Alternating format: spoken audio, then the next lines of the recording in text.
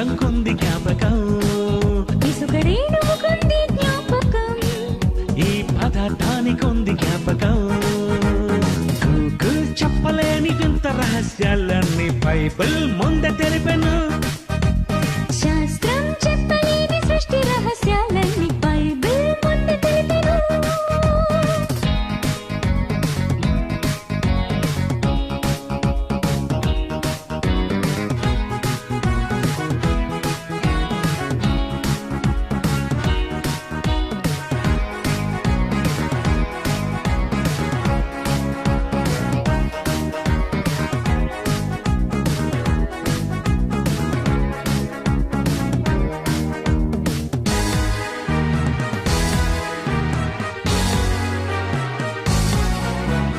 ఎర్ర సముద్రం విన్నది, మోషే చెయ్యెత్తగానే అది పాయలైనది. తిమింగలం మాట విన్నది, యోనానే చంపకుండా కడుపులోని దాచినది. దేవుని ప్రజలను గుర్తుపట్టెను, మరో సైన్యముంచి వేసెను.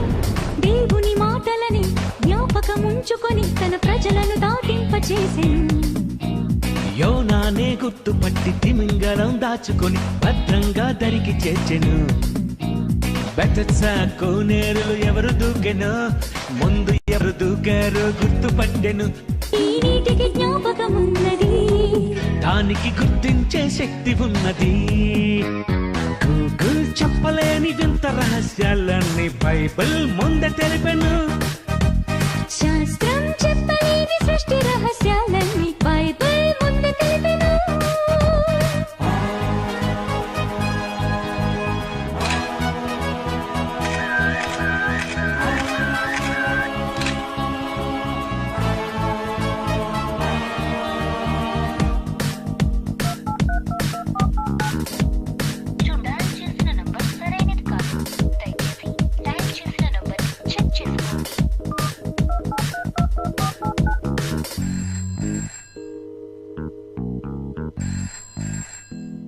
హలో, సెల్ ఫోన్కి ఉంది జ్ఞాపకం, నువ్వు పంపిన నెంబర్కే కబురు చేర్చుచున్నది. కెమెరాకి ఉంది జ్ఞాపకం, నీ రూపమంతటినీ దాచి ఉంచుచున్నది. రూపమంతటిని ఫోటో తీసెను, అది రికార్డింగ్ చేసి రూపమంతా చూపెను. మనుషుల మాటలని జ్ఞాపకముంచుకొని నీ స్వరము కూడా దాచి ఉంచెను. నువ్వు చేసిన పాపాలు పదార్థం దాచుకొని ఆ దేవునికే అప్పగించును. ఈ సృష్టికే చూపు ఉన్నది, ఈ భూమికే వినిపిడున్నది. పదార్థానికి జ్ఞాపకమున్నది, నేను పట్టుకొని అప్పగించుచున్నది. గూగుల్ చెప్పలేని వింత రహస్యాలన్నీ బైబిల్ ముందే తెలిపెను. శాస్త్రం చెప్పలేని సృష్టి రహస్యాలన్నీ బైబిల్ ముందే తెలిపెను.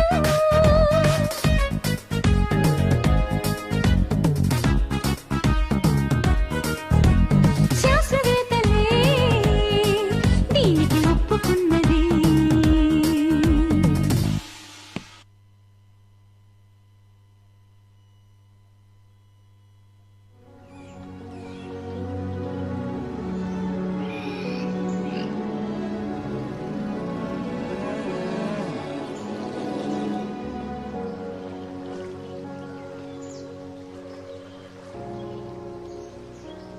God saw everything that he had made,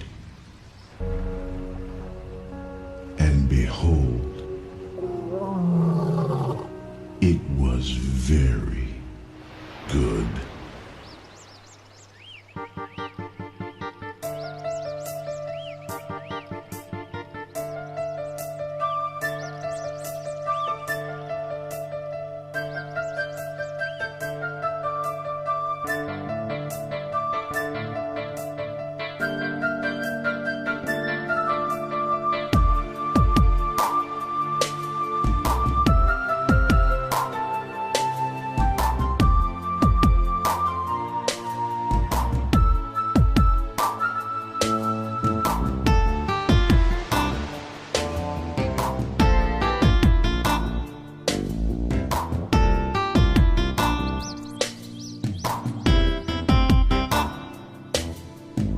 జీవరాశులా బ్రతుకు నీకులే, నీలాంటి జీవితం తనకు లేదులే.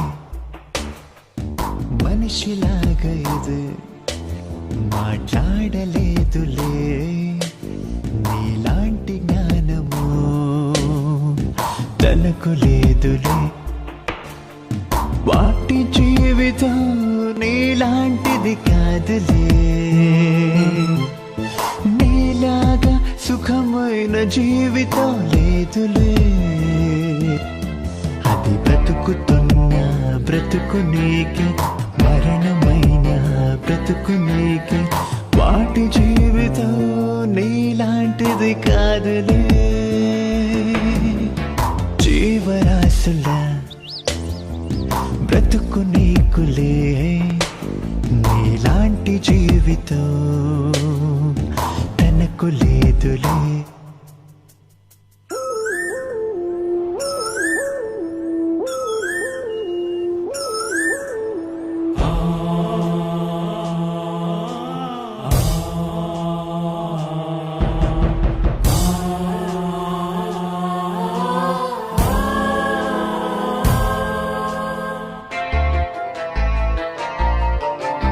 గొంతున్న నీలాగా మాట్లాడలేదులే, రోగమైన బాధయైన నీలాగా తెలుపదే.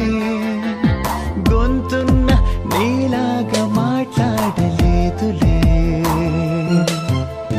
రోగమైన బాధయైన నీలాగా చెప్పదే. నీలాంటి జీవితాన్ని దేవుడు తనకివ్వలేదుగా, నీలాంటి బ్రతుకు లేదని జీవి చనిపోదుగా. బలి అయిపోతుందిగా, తన ప్రాణం ఇస్తుందిగా, నీ ఆకలి తీర్చిందిగా. జీవరాశులా బ్రతుకు నీకులే, నీలాంటి జీవితం తనకు లేదులే.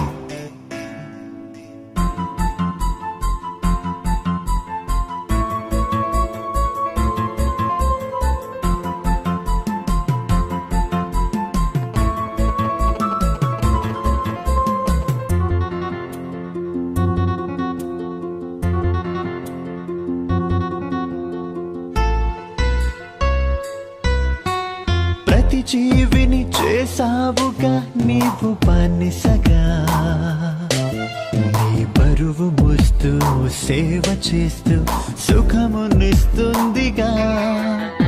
ప్రతి జీవిని చేసావుగా నీవు బానిసగా, నీ బరువు మోస్తూ సేవ చేస్తూ సుఖమునిస్తుందిగా. నీలాంటి భోజనాన్ని ప్రతిదినం అది తినుటలేదుగా, నీలాంటి సుఖము సౌకర్యం దానికి లేదుగా. ఇప్పుడైనా యోచించవా, దేవుని నువ్వు గుర్తించవా, తన గూర్చేను చెప్పవా. జీవరాశులా బతుకు నీకులే, నీలాంటి జీవితం తనకు లేదులే.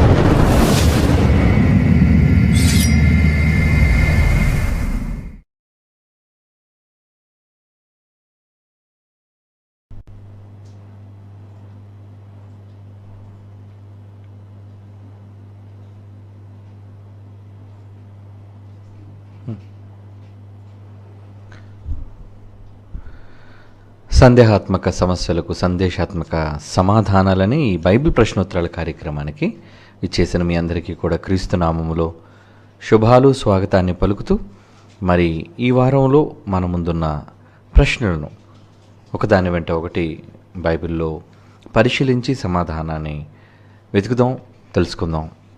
ఓకే, మొదటి ప్రశ్నను తెర మీద చూద్దాం ప్రియులారా. అన్నయ్య వందనాలు. రోమిలికి రాసిన పత్రిక 3వ అధ్యాయం 4వ వచనంలో, నీ మాటలో నీవు నీతిమంతుడుగా తీర్చబడినట్లును నీవు వ్యాజ్యమాడునప్పుడు గెలుచున్నట్లును అని వ్రాయబడిన ప్రకారము ప్రతి మనుష్యుడు అబద్ధికుడగును గాని దేవుడు సత్యవంతుడు కాక తీరడు. నా ప్రశ్న, నీ మాటలలో నీవు నీతిమంతుడిగా తీర్చబడినట్లు అని ఎవరిని గురించి వ్రాయబడింది? పాత నిబంధనలో ఈ మాట చూపించగలరు. నీతిమంతుడవుగా తీర్చబడుటకు ప్రతి మనిషి అబద్ధికుడు అవ్వటం ఏంటి అని అడుగుతున్నారు ఈశ్వర్, వయస్సు 22, విజయవాడ నుంచి. ఓకేనా? ఈ ప్రశ్నలోని రోమాపత్రిక 3వ అధ్యాయం 4వ వచనాన్ని సందర్భాన్ని చదివి తెలుసుకుందాం. రోమిలికి రాసిన పత్రిక 3వ అధ్యాయము, రోమాపత్రిక 3వ అధ్యాయము మొదటి నుంచి కూడా చదువుదాం, ఎందుకంటే సందర్భం మనకి అర్థం కావాలి కనుక. ఏనా? అయితే యూదుని కలిగిన గొప్పతనం ఏమి? సున్నతి వలన ప్రయోజనమేమి? ప్రతి విషయం ముందు అధికమే. మొదటిది, దేవోక్తులు యూదుల పరము చేయబడను. కొందరు అవిశ్వాసులైననేమి? వారు విశ్వాసులైనందున దేవుడు నమ్మదగినవాడు కాకపోవునా? అట్లా అనరాదు. నీ మాటలలో నీవు నీతిమంతుడిగా తీర్చబడినట్లు నీవు వ్యాజ్యమాడినప్పుడు గెలిచినట్లును అని వ్రాయబడిన ప్రకారము ప్రతి మనుష్యుడు అబద్ధికుడొగను గాని దేవుడు సత్యవంతుడు కాక తీరడు. ఏమన్నా?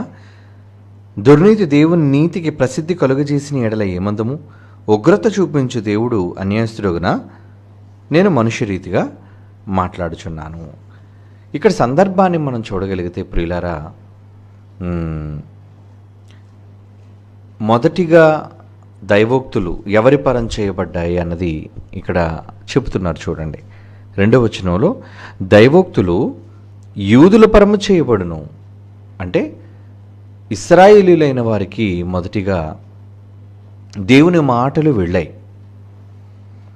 అంటే ఒక ధర్మశాస్త్రం, ఇశ్రాయేలీయుల కొరకు దేవుడు నియమించిన ఆచారాలు, నియమాలు, నిబంధనలు, ఇవన్నీ కూడా ఇశ్రాయేలీయుల వశమయ్యాయి. అయితే మరి వారు ఎంతవరకు దానిని నిలవబెట్టుకున్నారు అన్నది ఆలోచిస్తే వారందరూ కూడా ఎక్కువ శాతం దేవునికి నీతిమంతులుగా నిలబడకుండా పోయారు. అవిధేయతా స్థితిలోనికి వాళ్ళు వెళ్ళిపోయారు. ఇచ్చిన చట్టం వల్ల వాళ్ళందరూ కూడా నేరస్తులుగా దేవుని దృష్టిలో మారిపోయారు. కనుక ఇటువంటి సందర్భాలు జరగటం వలన యూదులలో నాకు అభిప్రాయం ఏంటంటే, మిగతా వాళ్ళు జనాంగంగా అంగీకరించలేని వారుగా, మాకే ధర్మశాస్త్రం ఉంది, దేవుడు మా పక్షానున్నవాడు, మాకే దేవుడు అన్న ఒక అహంకార దృష్టి వారిలో, యూదులలో ఉంది. ఎందుకంటే యూదులు చాలా నిష్ట కలిగిన వారు. అంటే వారిలో ఎటువంటి స్వభావం చోటు చేసుకుందంటే, దేవుడు మొదటగా మాకే నిబంధన ఇచ్చాడు కనుక మేము చాలా గొప్పవాళ్ళం, దేవుడు మమ్మల్ని ప్రత్యేకించుకున్నాడు, దేవుడు మమ్మల్ని ఏర్పాటు చేసుకున్నాడు అని ఈ రకమైన భావన వాళ్ళలో కలగటం వలన వాళ్ళని ఆ భయంకరమైన ఆ ఆలోచన నుంచి బయటకు తీసుకుని రావడం కోసం పౌలు గారు చేస్తున్న ప్రయత్నమేనండి ఈ రోమాపత్రికలోని ఈ భాగం. కనుక మొదటి వచనం నుంచి మనం చూడగలిగితే ఇంకా ముందు కూడా అవన్నీ కూడా యూదులకు సంబంధించి లేదా ఇశ్రాయేలులకు సంబంధించి ధర్మశాస్త్రానికి సంబంధించిన సందర్భాలే మనకి కనబడుతుంటాయి. ఎందుకంటే ముందుకు వెళదాం. 2వ అధ్యాయం కూడా 17వ వచనానికి మనం వెళితే 2వ అధ్యాయం 17 నుంచి చూస్తే, నీవు యూదుడవని పేరు పెట్టుకునే ధర్మశాస్త్రమును ఆశ్రయించి దేవుని యందు అతిశయపడుచున్నావు కావా? అయితే ఆయన చిత్తమెరిగి ధర్మశాస్త్రము నుండి అందు ఉపదేశము పొందినవాడైనను శ్రేష్టమైన దానిని మెచ్చుకొనుచున్నావు కావా?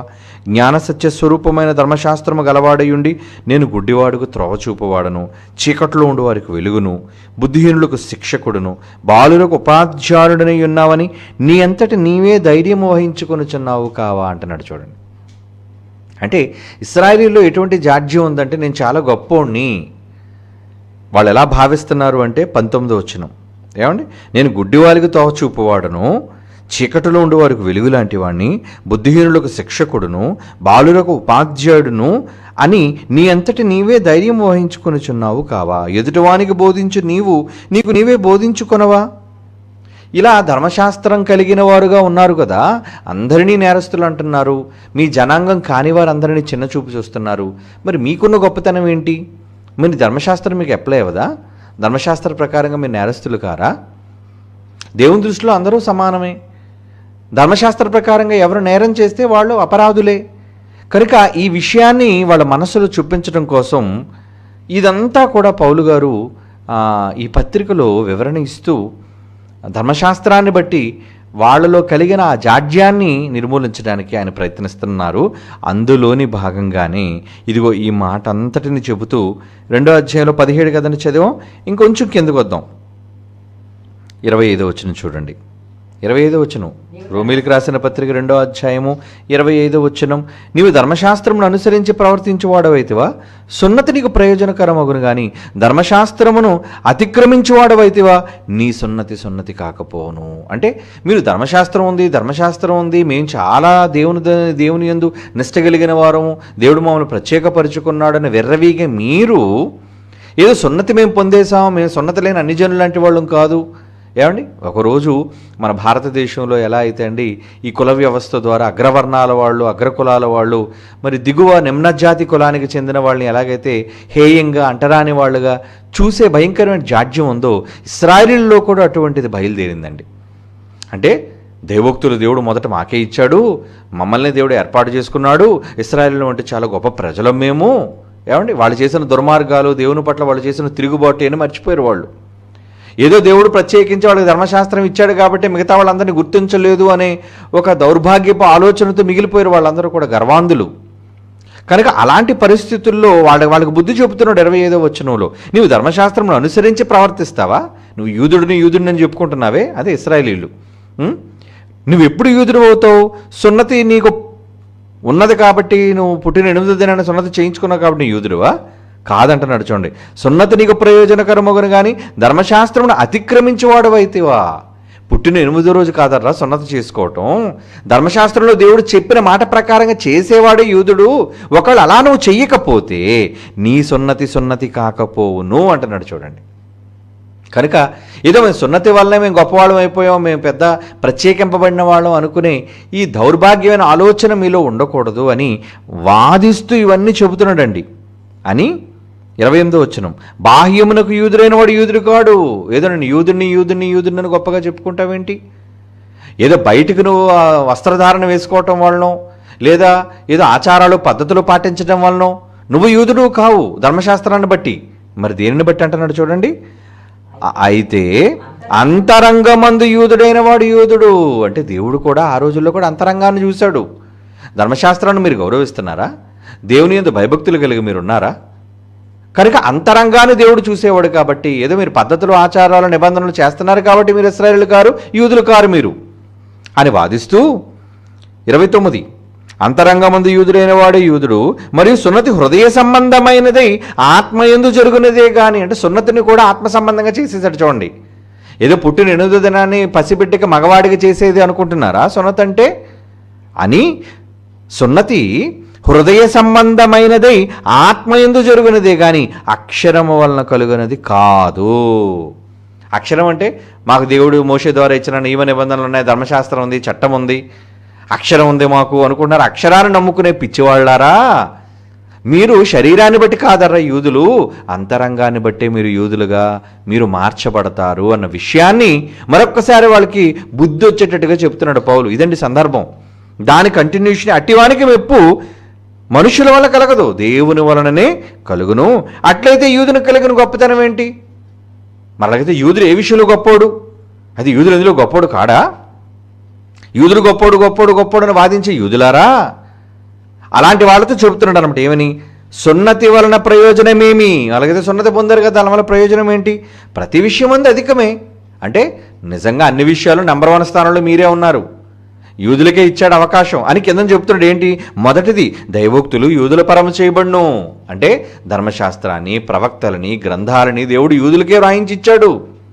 అంటే దేవుని జ్ఞానం మొదట వాళ్ళ దగ్గరికి వెళ్ళింది, వాడు తృణీకరించారు.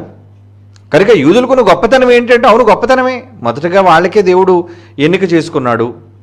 అంటే మిగతా వాళ్ళకి, రానున్న సమాజానికి, భావి తరాల వాళ్ళకి ఒక గుణపాఠాన్ని నేర్పించడం కోసం అన్నది వాళ్ళకి తెలియదు.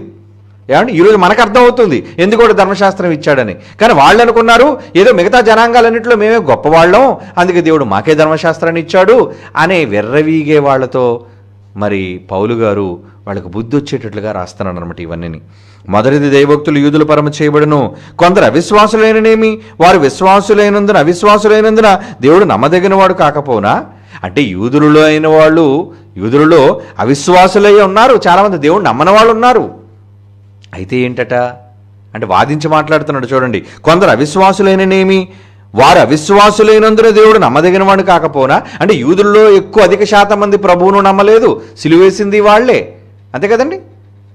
ఆఖరికి దేవుణ్ణి పంపిన మెస్సీని వాళ్ళు అంగీకరించలేకపోయారు. ఏ ప్రవక్తల గ్రంథాల్లో అయితే మెస్సీ గురించి రాశాడో, ఏమంటే దేవుడు రాయించాడో, ఆ దేవుణ్ణి నమ్మిన వాళ్ళు దేవుడు పంపిన తన కుమారుని స్వీకరించలేకపోయారు, యేసుక్రీస్తు వారిని. ఏమండి? కనుక ప్రవక్తల గ్రంథాలు దగ్గర పెట్టుకొని కూడా ప్రభువును వాళ్ళు స్వీకరించలేకపోయి అవిశ్వాసులైపోయారు, నమ్మలేకపోయారు. పోన్లే, నమ్మలేకపోతే మాత్రం ఏంటి, యూదుల్లో నమ్మలేకపోయారండి. అలాగని యూదులకు దేవుడు ధర్మశాస్త్రాన్ని ఇవ్వడం వల్ల నమ్మదగినవాడు కాకుండా పోతాడా? అదనమాట అక్కడ ఆ మాట రాయడంలో ఉద్దేశం ఏంటంటే, వారు అవిశ్వాసులైనందున దేవుడు నమ్మదగినవాడు కాకపోనా ఏంటి? అట్లన్న రాదు. ఏదో వాళ్ళు అవిశ్వాసులు అయిపోయారు కాబట్టి దేవుడు నమ్మకస్తుడు కాడు అని అనడానికి వీల్లేదు. దేవుడు నమ్మకస్తుడే, దేవుడు మనం నమ్మొచ్చు, దేవుడు ఇచ్చాడు, అది వాళ్ళ తప్పు, దేవుడు తప్పదేం కాదది అని దేవుని పక్షాన వాదించే ఒక న్యాయవాదిగా ఇక్కడ మనకి పౌలు గారు కనబడుతున్నారు. అది ఉద్దేశంలో పెట్టుకొని ఇదిగోండి ఇప్పుడు మీరు అడుగుతున్న 3వ వచనంలోని 3వ అధ్యాయంలో 4వ వచనంలోని మాట ఏంటది? నీ మాటలలో నీవు సత్యవంతుడుగా తీర్చబడినట్లు, నీవు యాజ్యమాడినప్పుడు గెలిచినట్లు అని వ్రాయబడిన ప్రకారము. ఈ మాట ఎక్కడ ఉందండి అన్నట్టు. అంటే నువ్వు నిజంగా మాట్లాడితే నీ మాటల్లో నువ్వు నీతిమంతుడిగా తీర్చబడుతున్నావా? నువ్వు వ్యాజ్యమాడినప్పుడు నువ్వు గెలిచేటట్లు నీ మాటల్లో అంత న్యాయం ఉందా? యూదులు అంత గొప్పవాళ్ళ? వాళ్ళ మాటల్లో అంత విధేయత ఉందా దేవునికి? అంత యథార్థవంతుల వాళ్ళు అనే సందర్భాన్ని పాత నిబంధనలు అంటే ఈ భావం అంతా ఆలోచించండి. ఇప్పుడు నేను చెప్పిన భావం 2వ అధ్యాయం నుంచి చెప్పుకొచ్చాను. ఏదో బైబిల్ అనగానే ఒక వచనంగానే అక్కడే కాదండి, ముందు వెనకాల చదవాలి. జైశాల్ గారు చాలా సందర్భాల్లో చెప్పారు, ఆయన దగ్గర మేము నేర్చుకున్నది ఏంటంటే, ఒక వచనం అర్థం కాలేదనుకోండి, దాని ముందు వచనం దాని తర్వాత వచనం చదవాలి. ఇంకా అర్థం కాలేదనుకోండి, దాని ముందు పేర దాని తర్వాత పేర చదవండి. ఇంకా మీకు అర్థం కాలేదనుకోండి, దాని ముందు అధ్యాయం దాని వెనక అధ్యాయం చదవండి. ఇంకా అర్థం కాలేదనుకోండి, దాని ముందు పుస్తకం దాని వెనక పుస్తకం కూడా చదవండి. ఇంకా అర్థం కాలేదనుకోండి, ఆది కాండం నుంచి ప్రకటన వరకు చదవాలి. That is Bible. అప్పుడు అర్థమవుతుంది. ఎందుకంటే ఏదో ఒక మాట రాసేసి ఏదో ఒక మాట చదివేసి మాట ఏంటంటే అర్థం కావట్లేదు అనుకుంటే అలా ఒక మాటకు వివరణ బైబిల్ అంతటిలో దేవుడు చాలా సందర్భాల్లో చెప్పిన అంశాలు ఉన్నాయి. కాబట్టి బైబిల్ అంతటిని చదవాలి, అర్థమైనంత వరకు బైబిల్ అంతటిని పఠించక తప్పదు. కాబట్టి ఇప్పుడు మీరు 3వ అధ్యాయంలోని 4వ వచనంలో అడిగిన దానికి ఎక్కడ 2వ అధ్యాయంలోకి వెళ్ళి అసలు యూదులేంటి, వాళ్ళ మనస్తత్వం ఏంటి, ఎందుకు పౌలు గారు పోరాడుతున్నారు, వాళ్ళ అవిధేయతను బట్టి ఇవన్నీ మనం మాట్లాడుకుంటూ సందర్భం చదువుకుంటూ వస్తే అప్పుడు 3వ అధ్యాయం 4వ వచనం మనకు అర్థమైంది. ఓహో, నీ మాటల్లో నువ్వేదో గొప్ప మాట్లాడుతున్నావు కదా, నీ మాటల్లో నువ్వు నీతిమంతుడిగా తీర్చబడినట్లు. నువ్వు నీతిమంతుడువా అంటే యూదుడితో చెప్తున్నాడు. నీవు వ్యాజ్యమాడినప్పుడు గెలిచినట్లు అని వ్రాయబడిన ప్రకారము. ఏదో నువ్వు మాట్లాడినంత మాత్రం నువ్వు చాలా గొప్పవాడివి, నీతిమంతుడివి. నువ్వు వ్యాజ్యమాడేస్తున్నావు, నువ్వు గెలిచేస్తావా?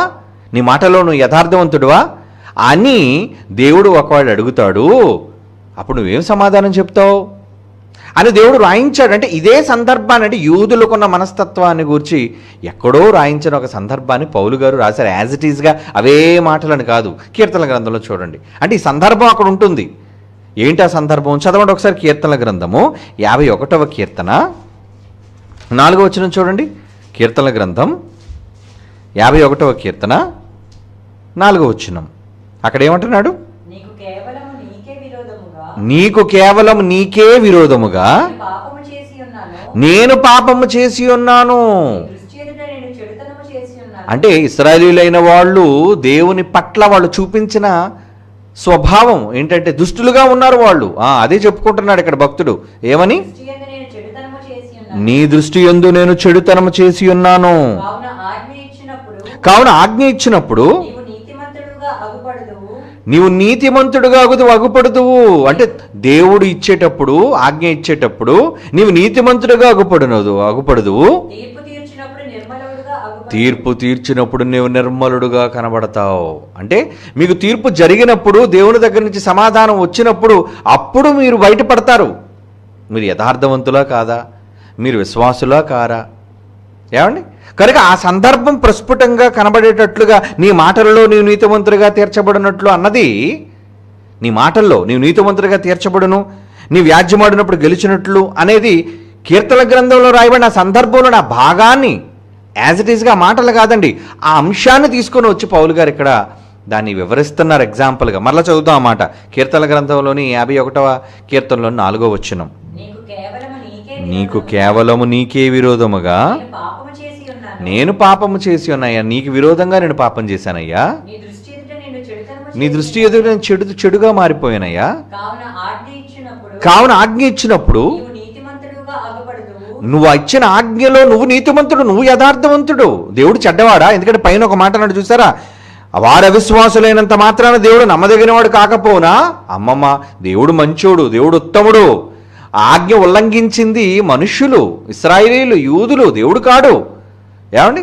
ఇప్పుడు చట్టం చేసి చట్టం ఇచ్చి ఆ చట్టాన్ని ఉల్లంఘించినందుకు మనిషి నేరస్తుడు అవుతారు, కానీ ఆ చట్టాన్ని చేసినవాడా నేరస్తుడు ఎలా అవుతాడు? అది ఏమండి?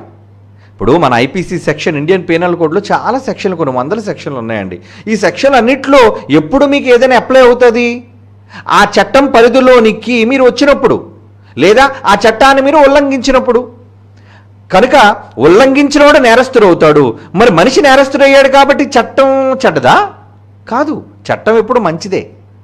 ఏమండి? అలాగే దేవుడిచ్చిన ఈ చట్టం, దేవుడిచ్చిన ధర్మశాస్త్రం కూడా ఆయన ఆజ్ఞలు చాలా ఉత్తమమైనవి, మంచివి.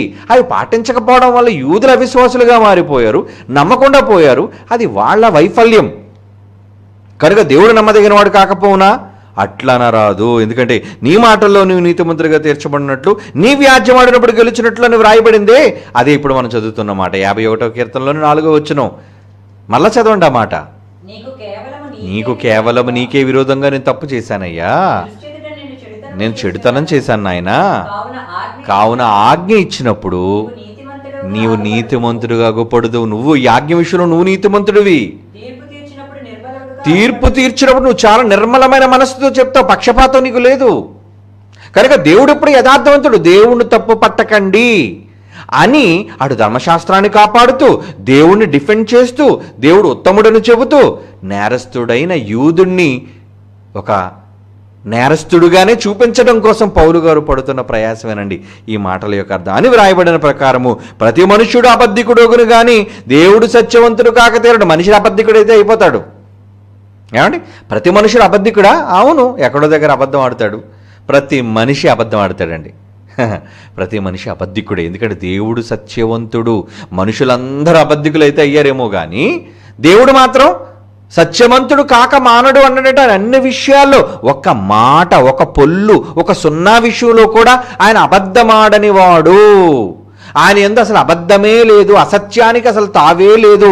అంత నిర్మలుడు తండ్రి, అంత స్వచ్ఛమైన వాడు తండ్రి అనేది ఇక్కడ పౌలు గారు స్పష్టంగా చెప్పటం కోసం, మీరు నేరం చేసి దేవుడిని నేరస్తుడిగా చేస్తారంటారా?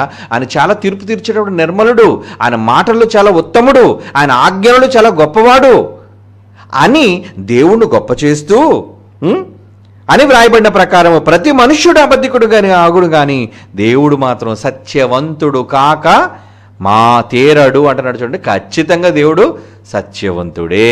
మీరు ఆయన నేరస్తుడు అనే హక్కు, అర్హత మీలో ఎవ్వరికీ లేదు అని చెప్పటంలోని మాటే నాన్న. చూసారా, పౌలు గారి పత్రికలు చాలా కష్టం అండి. అందుకే చూడండి, ఈరోజు ప్రపంచంలోని ప్రసంగికులందరూ ఎక్కడా పత్రికల్లోని మాటలు ఎత్తుకోరండి. యేసుప్రభు చెప్పిన ఉపమానాలు, పాత నిబంధనలోని సందర్భాలు, సంఘటనలు ఇవే చెబుతారండి చరిత్ర. ఎందుకు పత్రికల్లోనికి రారు?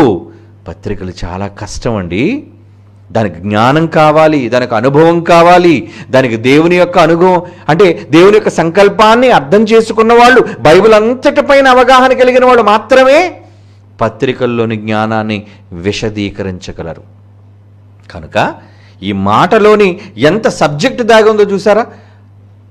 ఆయనే దేవుడి పక్షాన నిలవబడి ఒక వాదిస్తున్న ఒక న్యాయవాదిగా పౌలు గారు ఇక్కడ మనకు కనబడుతున్నారండి. ఓకే నాన్న, నీకు అర్థమైంది అనుకుంటాను. God bless you. Okay Ishwar, మంచిది నాన్న. తర్వాత ప్రశ్న చూద్దాం. తర్వాత ప్రశ్న తెర మీద చూద్దాం. కల్పన వయసు 18 రాజమండ్రి నుంచి ప్రశ్నిస్తుంది. ఏమని? 2 కొరింథీ పత్రిక 11:4 ఎలయనగా వచ్చినవాడు ఎవడైనను మేము ప్రకటింపని మరి ఒక యేసును ప్రకటించినను, లేక మీరు పొందని మరి ఒక ఆత్మను మీరు పొందినను, మీరు అంగీకరింపని మరి ఒక సువార్తను మీరు అంగీకరించినను, మీరు వారిని గూర్చి సహించడం యుక్తమే. అన్నయ్య నా ప్రశ్న, మరి ఒక యేసును ప్రకటించే వారిని, మరి ఒక ఆత్మను పొందిన వారిని, మరి ఒక సువార్తను మీరు అంగీకరించిన వారిని ఎందుకు సహించాలి? వీరిని గూర్చి సహిస్తే వారు అనేక మందిని తమతో కూడా వెంట పెట్టుకుని వెళ్ళే ప్రమాదం ఉన్నది కదా. మరి అలాంటి వారిని గూర్చి సహించాలి, అలాంటి వారిని గురించి సహించాలి అని పౌలు గారు ఎందుకు రాస్తున్నారు? చూసారా, మళ్ళీ పౌలు గారు పత్రికలోని మాటేనండి. ఏమండి చూద్దాం. మరలా కొరింథీయులకు రాసిన 2వ పత్రిక 11వ అధ్యాయం. నిజమరా, పౌలు గారు మహాజ్ఞానండి. పేతురు గారే పౌలు గారి గురించి అన్నారు, బాబోయ్ ఆయన పత్రికలు చాలా కష్టం. దేవుడు అనుగ్రహించి జ్ఞానంతో పౌలు గారు కూడా పత్రికలు రాశారు. వాటిని విద్యావిహీనులైన వాళ్ళు, అస్థిరులైన వారు అపార్థం చేసుకుంటారని చక్కటి కితాబ్ ఇచ్చాడండి ఆయన.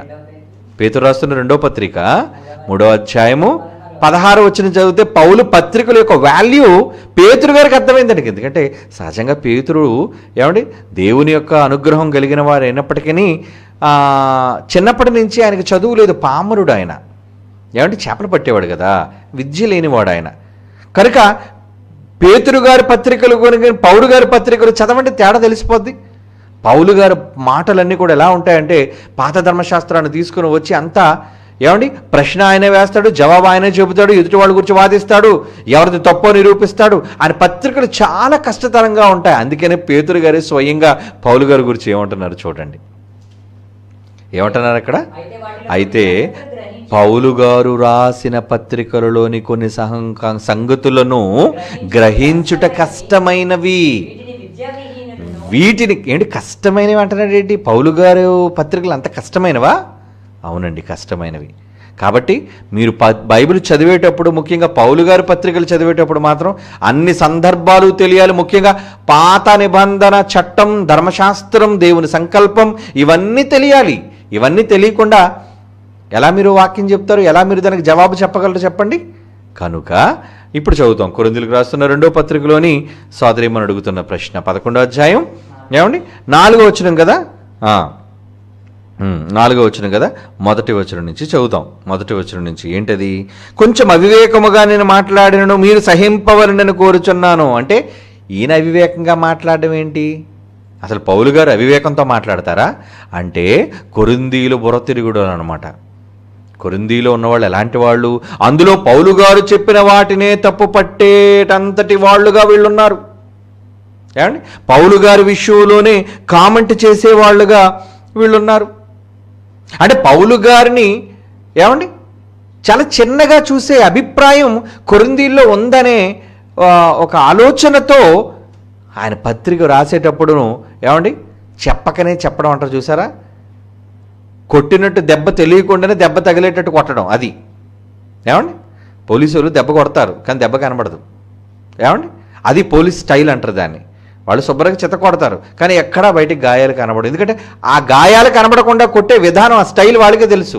ఎందుకంటే వాళ్ళు అందులో తర్ఫీదు పొందారు. లేదంటే మ్యాజిస్ట్రేట్ చూసి దెబ్బలని ఎవడగొట్టాడని చెప్పి పోలీసు వాళ్ళకి ఆయన సీరియస్ అయ్యి వాళ్ళది డిసిప్లినరీ యాక్షన్ తీసుకునే అవకాశం కూడా ఉంది. కాబట్టి వాళ్ళు కొట్టే విధానంలో మార్పు ఉంటుంది. అలాగే పౌలు గారు కూడా కొరింథీయుల్ని మాటలతో బెత్తంతో కొడుతున్నాడు. ఆయన ఆల్రెడీ ఒకసారి అంటాడు కదా, ఈ కొరింథీయుల విషయంలోనే మాట్లాడుతూ ఒకసారి మళ్ళీ ముందుకెళ్ళి వద్దామండి. మొదటి పత్రికలో ఈ కొరింథీయుల విషయమై ఏమంటున్నాడు చూడండి. అసలు ఎవరి పత్రికలలోనే అలా రాయలేదండి. కొరింథీయుల విషయంలో మాత్రం ఎలా రాస్తున్నాడో చూడండి. ఏమని రాస్తున్నాడో చూడండి. కొరింథీయులకు రాసిన మొదటి పత్రికలో ఏమండి 4వ అధ్యాయం చూడండి.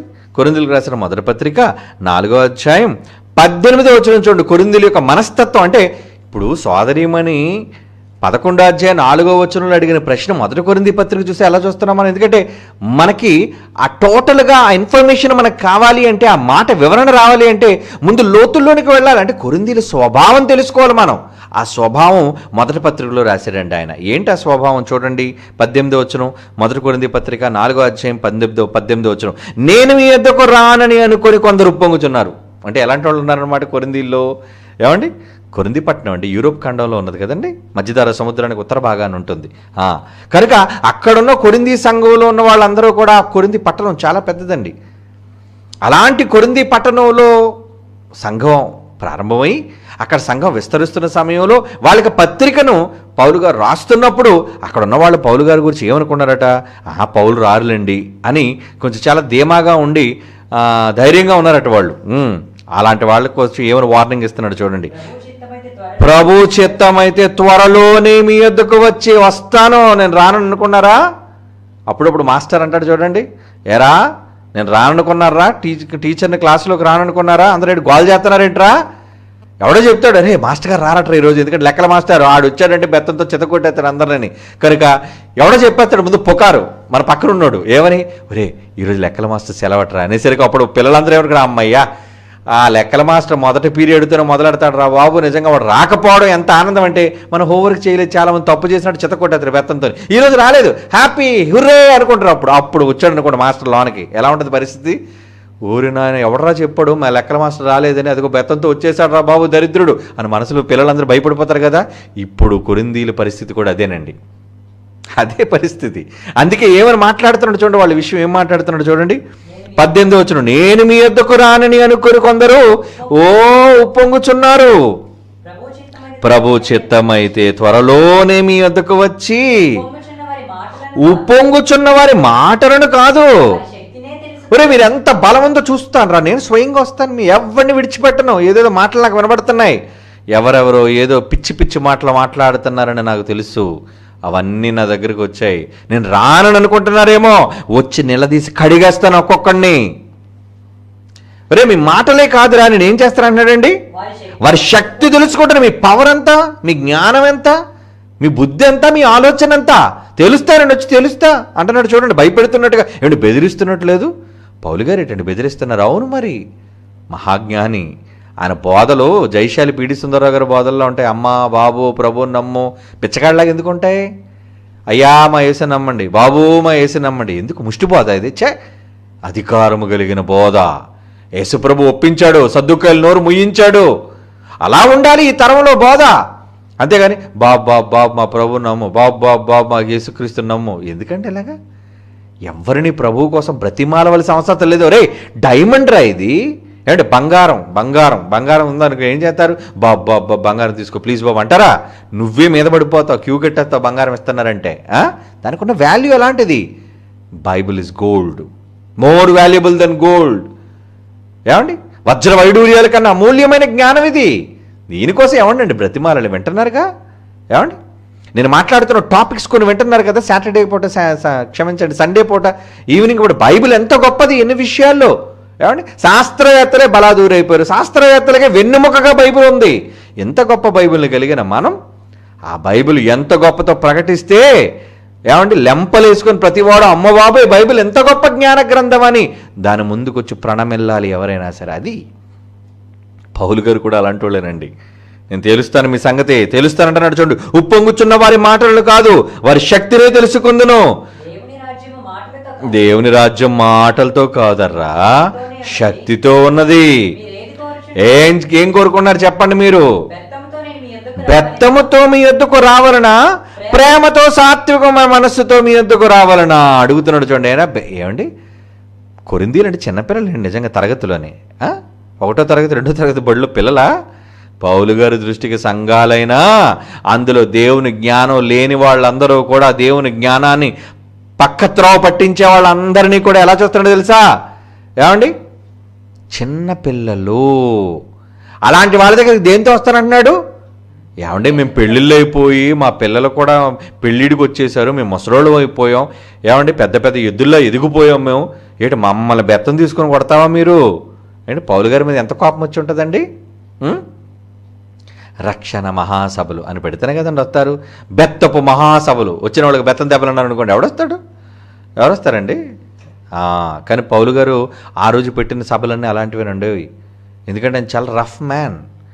ఏలియాలంటే రోషం, ఏదైనా కుండ బద్దలు కొట్టినట్టుగా ముఖం మీద చెప్పేవాడు. మహాజ్ఞాని. ఏమండి, ధర్మశాస్త్రంలో గమలీయేలు పాదాల దగ్గర పండితుడి దగ్గర నేర్చుకున్న పాండిత్యం. ఇక దేవుడు అంటారా, మహాసంకల్పాన్ని పౌలు గారి యందు స్థిరపరిచి భవిష్యత్తులో జరగబోయే అనేక విషయాల మర్మాలను పౌలు గారు ద్వారానే సీక్రెట్స్ రివీల్ చేశారండి దేవుడు. ఎందుకు పౌలు గారు అంత నచ్చారు దేవుడికి? ఆయన ముక్కుసుట్టు మనిషి, ఆయన యథార్థంగా మాట్లాడేవాడు, దేవుని ప్రేమించిన వ్యక్తి. అందుకే దేవుడు అనేక విషయాలు బయలుపరిచాడు. మంచి సబ్జెక్ట్స్, మంచి ఇన్ఫర్మేషన్ ఆయన ప్రభువు కోసం ఆయన ఇచ్చారు. కాబట్టి ఆయన విధానం చూడండి ఎలాగుందో. అంటే దీన్ని బట్టి కొరింథీలు ఎంత వర్స్ట్ పీపుల్లో మీకు అర్థమైందా లేదా? ఏమండి, పెద్దోళ్ళ దగ్గరికి పౌలు గారు లాంటి వాక్యోపదేశకుడు బెత్తం పట్టుకొని వెళ్తాను అన్నాడంటే మీరు ఒకసారి ఆలోచించండి. బెత్తముతో మీ ఎందుకు రావాలనా? ఏది కోరుచున్నారు అంటే నిజంగా బెత్తం తీసుకొచ్చి ఉతికేస్తాడు ఆయన? ఉతికేస్తాడు అలాంటాడు ఆయన. వినకపోతే యేసుప్రభు తాళ్ళు చేసి దున్నల్ని ఎద్దుల్ని పారదులని పావురాల్ని బల్లలు తిరగొసేస్తే లేదు. కానీ ఏమండి, సంఘం చెడిపోతుంటే ఆ సంఘాన్ని బుద్ధి చెప్పొద్దు, సంఘం విషయంలో కఠినంగా నిర్ణయాలు తీసుకొని మాట్లాడొద్దు. అదేంటి పౌలు గారు చేస్తున్నది. కనుక ఈ మాటలు బట్టి మీకు ఏమర్థమైంది? రే బెత్తంతో వస్తాను మీ దగ్గరికి, చెమడాలో ఒలిచేస్తాను ఒక్కొక్కడికి. మాస్టర్ అలా కదని అంటాడు, రే వస్తాను నేను, ఎవడు హోంవర్క్ చేయకపోయినా చెమడాలు ఒలిచేస్తాను వాడికి అంటాడు అంతే మాస్టారు. సంఘానికి కూడా ఈరోజు దేవుని జ్ఞానాన్ని నేర్పించేవాడు అలాంటి వాడు కావాలి. ఈరోజు అలాంటి వాళ్ళు ఎక్కడ ఉన్నారో చెప్పండి? అందరూ నూనె రాసేవాళ్లే. అందుకే ఎవడికి మార్పు లేదు. ఎవడికి వచ్చింది చదువు? ఎవడికి వచ్చింది బైబిల్? ఎవడికి అర్థమైంది? అసలు వాడికి చెప్పేవాడికి మాస్టర్కి బైబిల్ అర్థమైతే కదా. వాడికే బైబిల్లో ఓనమహాలు రావు. ఏమండి, ఇక పిల్లలు ఏం భయపడతారు చెప్పండి? పిల్లల్ని ఏం క్రమమైన దారిలో పెడతారు చెప్పండి? బైబిల్ అంటే క్రమమైన దారిలో పెట్టి బెదిరించి దేవుని జ్ఞానాన్ని చెప్పేవాడు. అంటే బెత్తం పట్టుకొని కొరింథీల దగ్గరికి వస్తాను అన్నాడంటే కొరింథీలు ఎంత దౌర్భాగ్యులో మీరు ఆలోచించండి. ఇప్పుడు రండి కొరింథీ పత్రిక 2వ అధ్యాయం, 2వ పత్రిక 11వ అధ్యాయం అండి. 11వ అధ్యాయంలోని 4వ వచనం కదా. కొంచెం ముందుకు వెళదామండి, కొంచెం ముందుకు వెళదాం. 10వ వచనం అంటే 2 కొరింథీ పత్రిక 10వ అధ్యాయం 11వ అధ్యాయం కదా ప్రశ్న. 10వ అధ్యాయం 10వ వచనం చూడండి. 2 కొరింథీ పత్రిక 10వ అధ్యాయం 10వ వచనం. అతని పత్రికలు ఘనమైనవి బలీయమైనవి ఉన్నవి కానీ అతని శరీర రూపమునకు బలహీనుడు, అతని ప్రసంగము కొరగానిదని ఒకడును. అబ్బా, ఏడు పౌలు గారి ప్రసంగాన్ని తప్పు పడతారా మీరు? ఆయనకు ముఖ్య ప్రసంగికుడు అని బిరుదుందరా? అంటే ఎంత సన్నాసులో చూడండి, వీళ్ళెంత దౌర్భాగ్యులో చూడండి, నీచులు అన్నమాట వీళ్ళు. పౌలు గారు మహానుభావుడు, మహాజ్ఞాన సంగతులు బోధిస్తుంటే వీళ్ళు ఏం మాట్లాడుతున్నారండి? అతని పత్రికలు ఘనమైనవి బలీయమైనవి అంటే మళ్ళీ ఇదొక కితాబు వీళ్ళు ఇచ్చేది. అతని శరీర రూపమునకు బలహీనుడు, అతని ప్రసంగము కొరగానిది. కొరగానిది ఆయన ప్రసంగం, పనికిరానిదా, ఉపయోగం లేనిదా? ఏమండి, ఇలాంటి వాళ్ళైతే ఏమండి అందుకు అంటున్నాడు. అంటే వాళ్ళని ఎంత చమత్కారంగా వాళ్ళని ఫూల్స్ చేస్తున్నాడు చూడండి. మొదటి వచనం ఇప్పుడు చదవండి. 2 కొరింథీ పత్రిక 11వ అధ్యాయం మొదటి వచనం. కొంచెం అవివేకముగా నేను మాట్లాడుచున్నాను. ఏమండి, కొంచెం అవివేకముగా నేను మాట్లాడిన మీరు సహింపండి. బాబు మేమంతా అవివేకులం బాబు, కొంచెం మీరు జాగ్రత్తగా మరి సహించండి, మరి మేము అవివేకులం కదా, మా ప్రసంగం కొరగానిది కదా. అంటే అప్పుడప్పుడు చూసారా మాటల్లో కూడా ఎదుటి వాళ్ళని ఏదో తమను తాము తగ్గించుకున్నట్టుగా మాట్లాడుతూ, ఎదుటి వాళ్ళు ఏదో పైకెత్తుతున్నట్టుగా మాట్లాడుతూ వాళ్ళని మూర్ఖులుగా నిరూపించడం అంటారు దాన్ని. అంటే పౌలు గారు నిజంగా అవివేకంగా మాట్లాడతారు ఆయన అంటున్నాడు అనమాట వాళ్ళతో. బాబు అయ్యల్లారా, కొరింథీయులారా, మేము ఏదో అవివేకంగా మాట్లాడినా మనం ఏం చేస్తాం, బుర్రలేని వాళ్ళు మేము, మా ప్రసంగం పనికిరానిది కనుక అవివేకంగా మాట్లాడినా మీరు గొప్పలు సహించాలి మరి మమ్మల్ని. అర్థమవుతుందా మీకు? ఆ కాన్సెప్ట్, ఆ భాషా శైలి మీకు అర్థమవుతుందా? నేను మాట్లాడినను మీరు సహింపవలనని కోరుచున్నాను, నన్ను గురించి మీరు ఎలాగైనా సహించండి ప్లీజ్. మరి నేను ఏదో విధంగా ఏమండి బాధుడంతా గట్టిగా బాధేస్తున్నాడు, కొంచెం ఓర్చుకోండి అంటున్నాడు ఏంటండి? పోలీస్ దెబ్బలు కొట్టేసి ఓర్చుకోండి అన్నట్టు ఉంది ఇక్కడ. ఏమండి నన్ను గూర్చి మీరు ఎలాగైనా సహించడి. దేవాసక్తితో మీ ఏళ్ళ నేను ఆసక్తి కలిగి ఉన్నాను. ఎందుకనగా పవిత్రురాలని కన్యకనగా ఒకడే పురుషుని కనుక క్రీస్తుకు సమర్పించబడని మిమ్మును ప్రదానం చేసిన గాని సర్పము తనకు యుక్తి చేత అవ్వను మోసపరిచినట్లు మీ మనస్సులు చెరుపబడి పోయారా? మీ మనసులన్నీ పోయాయిరా? అలా మీరు ఉత్తములుగా ఉంటారని నేను అనుకుని క్రీస్తుకు ప్రదానం చేస్తే ఏంటిరా మీ పోకిరి వేషాలు? క్రీస్తుతో పాటు ఉండవలసిన మీరు ఊరి మీద తిరుగుతున్నారేంటి? ఒక పవిత్రురాలని కన్యకనిగా మిమ్మల్ని ఏదో క్రీస్తుకు ప్రదానం నేను చేసి మిమ్మల్ని పవిత్రులుగా తీర్చిదిద్దాం అనుకుంటే మీరేంటి ఏ సందులో చూసినా మీరే కనబడుతున్నారు? చీకటి పడేసరికి వీధుల్లో తిరుగుతున్నారండి అర్ధరాత్రి వరకు. మీరు అసలు మీ వేషాలు, మీ దారుణమైన పరిస్థితులు ఏం బాలేవు. అంటే వాళ్ళు ఎంత నీచంగా, వాళ్ళ నీచ మనస్తత్వాలో చెబుతున్నాడు చూడండి ఇక్కడ. సర్పం తనకు యుక్తి చేత అవ్వను మోసపరిచినట్లుగా మీ మనస్సులు చెరుపబడి క్రీస్తు ఎడలనున్న సరళత నుండి పవిత్రత నుండి ఎట్లైనా తొలగిపోనేమో అని భయపడుచున్నాను. ఆల్రెడీ నేను భయపడతాను మీ విషయమై అని 4వ వచనంలో అన్నాడు. అనగా వచ్చినవాడు ఎవడైనానో, ఏదో మీ దగ్గర చాలామంది వస్తున్నారు గ్యాంగ్లకు సంబంధించిన లీడర్లు. వచ్చినవాడు ఎవడైనానో మేము ప్రకటింపను మరి ఒక యేసును ప్రకటించినను. అంటే మేము యేసును ప్రకటిస్తున్నాం, కానీ మీ దగ్గరకు వచ్చినవాడు కూడా మేము చెప్పలేని యేసు, అంటే మా యేసే గొప్పవాడు మేము చెప్పింది, కానీ మేము ప్రకటించిన యేసు కంటే ఇంకా గొప్ప యేసును ఎవడైనా ప్రకటిస్తున్నాడా మీకు? అదండి దాని అర్థం. అనగా వచ్చినవాడు ఎవడైనను మేము ప్రకటింపను మరి ఒక యేసును ప్రకటించను, లేక మీరు పొందను మరి ఒక ఆత్మను మీరు పొందను. ఎందుకంటే మేము ప్రకటించడం వల్ల వచ్చిన ఆత్మ వేరు మీకు, లేదా మేము ఇచ్చే ఆత్మ కన్నా ఇంకా గొప్ప ఆత్మ ఎవడైనా మీకు ఇచ్చాడా? ఒకళ్ళు ఇస్తే పొందినను, మీరు అంగీకరింపని మరి ఒక సువార్తను మీరు అంగీకరించినను. అంటే మేము చెప్పడం వల్ల ఒక సువార్తను మీరు విన్నారు, కానీ మా సువార్తను మించిన సువార్త ఎవడో మీ దగ్గరకు వచ్చి చెప్పాడు. మరి మీరు అంగీకరింపని మరి ఒక సువార్తను మీరు అంగీకరించను, మీరు వాని విషయమై సహించడం యుక్తమే. మరి అవును, మరి సహిస్తారు అలాంటి ఎదవాళ్ళందరూ అంటే ఇంత దౌర్భాగ్యులందరినీ కూడా మీరు పెంచి పోషిస్తున్నారు. ఏమండి, మేము ప్రకటించని క్రీస్తు కానీ ఇంకో గొప్ప క్రీస్తు ఎవడని ఉన్నాడా? ఉన్నాడని మీరు ఒప్పుకున్నారు. ఎందుకంటే ఎవడో పనికిమాలోడు వచ్చాడు, ఎవడో గొప్పోడని వాడి కోసం చెప్పారు, వాళ్ళందరినీ మీరు నమ్ముతున్నారు, అలాంటి వాళ్ళందరినీ. అవును, మరి మీరు సహించడం యుక్తమే. అవును, మీరు మాలాంటి వాళ్ళు ఎందుకు సహిస్తారు? అలాంటి వాళ్ళందరినీ సహిస్తున్నప్పుడు కనుక మీరు మమ్మల్ని సహించవచ్చు. ఎందుకంటే దొంగలనే మీ ఇళ్ళు కొల్లగొట్టేవాళ్ళు, మిమ్మల్ని మోసగించేవాళ్ళు, మిమ్మల్ని నరకానికి తీసుకుని పోయేవాళ్ళు మీరు సహిస్తున్నప్పుడు, ఎందుకంటే ముందు చెప్పిన పై 3 అబద్ధికులు, వాళ్ళు దొంగోళ్ళు, బైబిల్కి భిన్నమైన వాళ్ళు, అలాంటి వాళ్ళే మీరు చేరదీస్తున్నారంటే మరి మమ్మల్ని సహించకూడదా? మీరు సహించడం మమ్మల్ని కూడా. వాళ్ళు మీరు సహించగలేది మమ్మల్ని ఎందుకు మీరు సహించరు? అంటే ఎలా బాణం దెబ్బలు కొడుతున్నాడో చూసారా, వాళ్ళకి ఎలా వాళ్ళు మెలికి పెడుతున్నాడో చూసారా, ఎలాగా వాళ్ళు బుద్ధిహీనత బయట పెడుతున్నాడో చూసారా. అంటే కొట్టకనే కొట్టడం అనమాట. దీన్ని గట్టిగా కొడుతున్నాడు, ఉతుకుతున్నాడు బండకేసి, కానీ ఉతుకుతున్నాడు వాళ్ళకి అర్థం కావట్లేదు. ఏమండి, వాళ్ళు ఎంత పొరపాట్లో ఉన్నారో హేళన చేస్తూ. ఏమండి, అప్పుడప్పుడు చూడండి మా ప్రసంగాల్లో కూడా ఎదుటివాడిని కమ్మ కట్టడం అంటారు. దాన్ని కమ్మ కట్టడం అంటే హేళన, అంటే వాడిని ఫూల్ చేయడం అన్నాడు, ప్రజల మధ్య ఫూల్. అలా కొరింథీయులను ఫూల్స్ చేసి మాట్లాడుతున్నాడు పౌలు. అదేండి పౌలు గారి తెలివి, పౌలు గారి యొక్క విజ్ఞానం. అనగా వచ్చినవాడు ఎవడైనాను మేము ప్రకటించను మరి ఒక యేసును ప్రకటించను, లేక మీరు పొందని మరి ఒక ఆత్మను మీరు పొందినను, మీరు అంగీకరింపని మరి ఒక సువార్తను మీరు అంగీకరించను, మీరు వారిని సహించడం యుక్తమే. నేనైతే మిక్కిలి శ్రేష్ఠులని అపోస్తల కంటే ఏ విషయంలోనూ తక్కువ వాడిని కానని తలంచుచున్నాను. ఇంకా ఆయన గొప్పతనం చెప్పుకోవడం ప్రారంభించారంటే కోపం వచ్చేస్తుంది మరి ఆయనకి. ఎందుకంటే వాళ్ళ వాళ్ళ వాళ్ళ విషయం, వాళ్ళ పరిస్థితులు ఎలాగున్నాయో చూసారా. అంటే సత్యవాక్యాన్ని అంగీకరించక పక్క మార్గాన పడుతున్న ఇలాంటి వాళ్ళని సరిచేయొద్దు.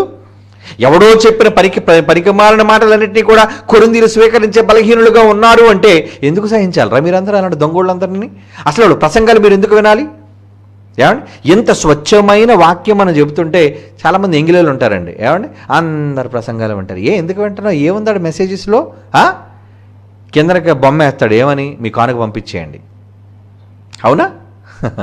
లేదా కట్టు కథలు, పెట్ట కథలు. ఏమండి, మిగతా ప్రసంగికులు చూడండి, ఎప్పుడైనా మీరు గమనించారో లేదు, ఈ మధ్యన యూట్యూబ్లో కూడా మరి ఫేస్బుక్లో కూడా లైవ్ ఇచ్చేటప్పుడు మిగతా వాళ్ళ లైవ్స్ విషయంలో చూడండి, అబ్బో వాళ్ళ దగ్గర ఎక్కువ మంది జనాంగం ఉంటే ఉండొచ్చు, ఏమండి వాళ్ళ కామెంట్లు చూడండి, ప్రతి ఒక్కడి కామెంట్లో అందరూ కూడా వాళ్ళ సమస్యలేనండి కిందన.